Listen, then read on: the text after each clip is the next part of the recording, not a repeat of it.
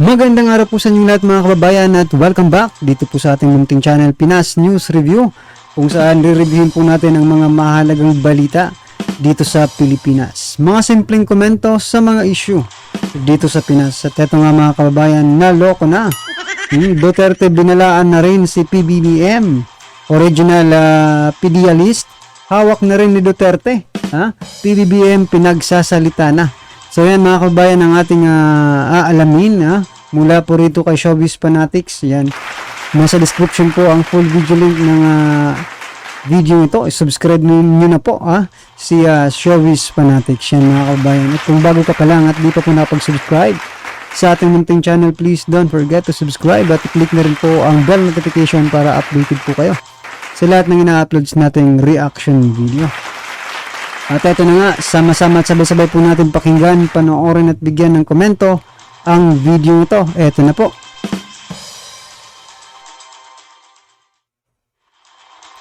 Matapos patotohanan ni former President Rodrigo Duterte ang PDEA list na inilabas ni Maharlika, kampo ni President Marcos Jr. at ng Philippine Drug Enforcement Agency, tiyak na hindi makakalusot sa listahan at ebidensyang hawak ni Digong.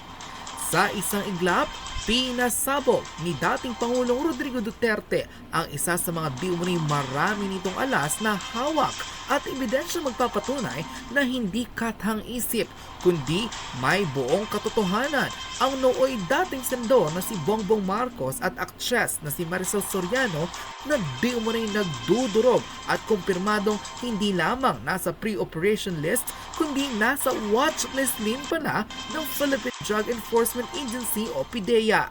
Sa nangyaring maisog rally sa Tagum City, straight from the mouth ni Duterte ang pagkumpirma na hindi lamang isang beses sinubukang gumamit ni President Marcos ng droga, kundi di umano'y para itong naging party drug sa kanila, kasama pa ang ilang mga ma-influensyang kaibigan tulad ng veteran actress na si Maricel Soriano. Pagpapatotoo pa ng dating Pangulo, totoo at hindi peke ang PDEA list na inilabas ni Maharlika at maging ang address na kung saan dapat i-raid ang high-end condo unit na pagmamayari ng aktres na si Maricel Soriano ay matagal na di umano palang minamanmanan ng otoridad. Kaya't sa pagkumpirma ni Duterte ng authenticity ng PDEA list, tiyak raw na magkakalabasan na sila ng baho hindi lamang ni President Marcos kundi maging ng buong ahensya ng Philippine Drug Enforcement Agency at maaari pang makaladkad ang departamento sa kahihiyan kapag hindi nila inilabas. Kaya mga kababayan, nakakagulat po itong mga revelasyon, di ba? Biruin nyo mga kababayan, pati pala si Maricel Soriano, may ganito rin, nagpupulburon rin pala, di ba? So, hindi natin ina-expect mga kababayan na lalabas po dito yung ni Maricel Soriano, pangalan. Pero, siyempre, marami pong tagahanga, si Maricel Soriano, mga karibyo natin, di ba? Ang ano ko lang yun, kung paano tatanggapin ng mga tagahanga, ni Maricel Soriano, kasi yung mga supporters po ni PBBM ay hindi po talaga nila matanggap, di ba? Na may ganito pala, may ganitong nangyayari. So ewan ko lang dito sa mga supporters ni Maricel Soriano, mga kababayan. Kayo po ba ay na-shock din diyan sa inilabas na na yan? Nakasama si Maricel Soriano. Nako po Ang original PDEA list ang 2012 na noon pa man ay may kopya na ang hawak ang dating Pangulong si Rodrigo Duterte. Pakinggan ang buong pahayag ng dating Pangulo kung saan kinumpirma na hindi peke kundi may katotohanan ang PDEA list kung saan sangkot sa di umano'y pagdudurog ng droga at pre-operation list si President Bongbong Marcos maging ang aktres at diamond star na si Maricel Soriano. Narito panoorin ang full video. Itong presidente ko, mo gyapon gipakita ko nila. Nako, trabaho lang. Muna tong ilang gipanuhan, pero na udyok.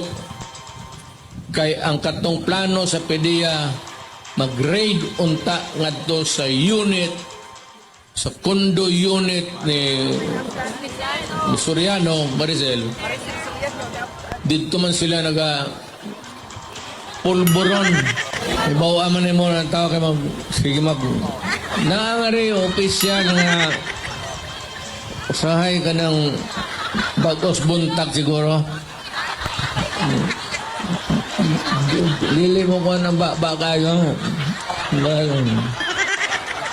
Muna.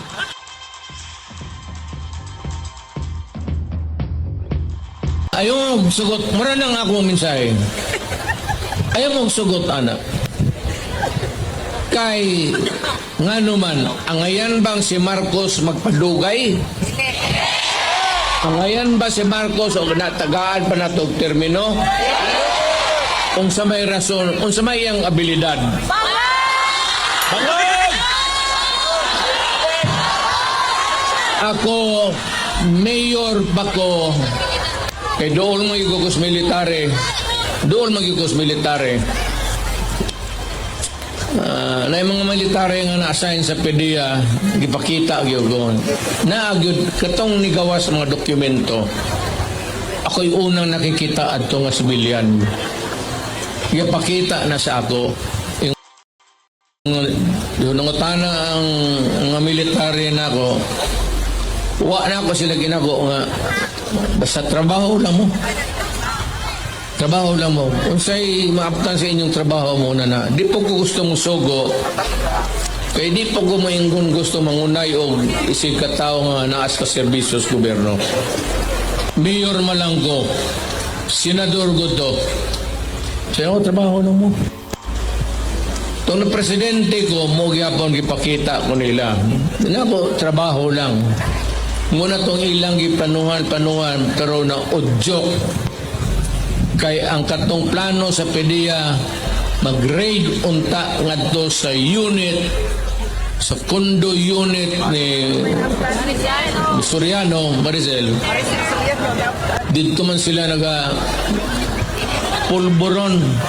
Ibawa man mo ng tao kay sige naangari opisyal nga usahay ka ng bagos buntag siguro.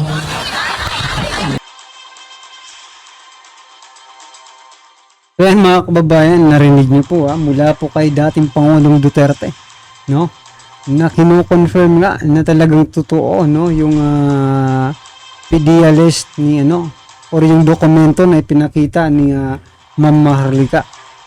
So mga kababayan, sinabi rin kanina ni dating Pangulong Duterte yung kung papayagan pa daw po ba ng taong bayan na ma-extend pa yung or magkaroon pa ng isang termino or something na di ba? Maipagpatuloy pa ni PBBM yung kanyang ginagawa. Sabi po ng taong bayan ay hindi na. Yan. Kung kayo po ang tatanungin mga kababayan, dapat po bang magpatuloy?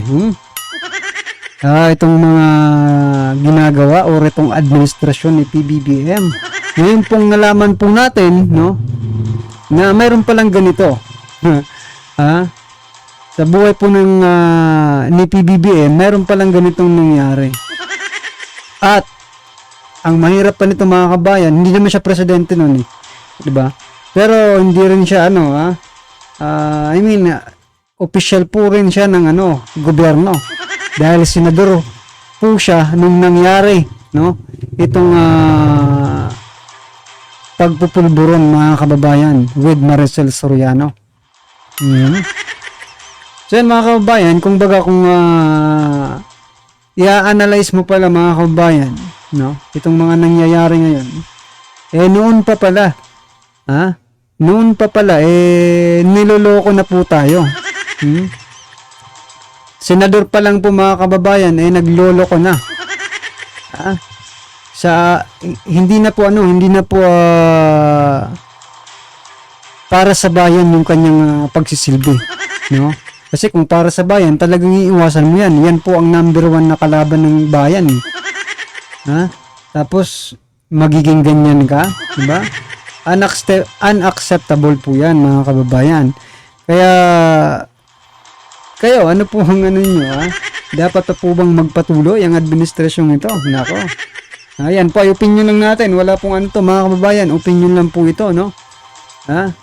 At kung ano man po ang inyong opinion, i-comment lang po sa baba para at isa lang po ng ating mga kababayan ang inyo pong nararamdaman patungkol po sa naging video nito. Alright? Kung bago ka pa lang at di pa po nakapag-subscribe sa ating munting channel, please don't forget to subscribe at i-click na rin po ang bell notification para updated ka po sa lahat ng ina-uploads nating reaction video. Ayan, huwag din pong kalimutan mag-subscribe kay Showbiz Fanatics. Nasa description po ang full video link ng video ito. Subscribe na po kayo kay Showbiz Fanatics. Maraming salamat po.